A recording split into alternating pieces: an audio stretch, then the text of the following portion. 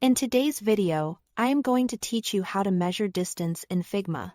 By the end, you will know exactly how to check spacing between elements and understand padding inside frames. All using Figma's built-in quick measure tools. First, open your design in Figma. Give yourself a moment to get oriented on the canvas. If you are working with multiple artboards or frames, zoom to the area you want to inspect so the details are easy to see. Make sure the layers you plan to measure are visible and not locked, so you can select them without any surprises. To quickly measure spacing between two objects, start by selecting the first object. This can be anything on the canvas: an icon, a text layer, a shape, or a component. With it selected, hold the Alt key on Windows or the Option key on Mac.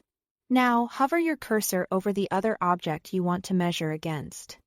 You will see red measurement lines appear between the edges of the selected object and the object you are hovering over. The numbers you see are the pixel distances, and they will update in real time as you move your cursor. Hover near different sides to read horizontal and vertical spacing, and keep an eye on alignment hints when objects share edges.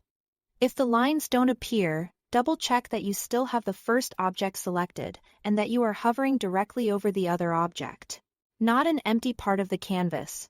Next, let's look at measuring distance to a parent container. This is especially helpful for understanding padding inside a frame or group. Select the inner object you want to check, perhaps a button inside a card or text inside a header. Again, hold Alt on Windows or Option on Mac, and hover over the parent frame.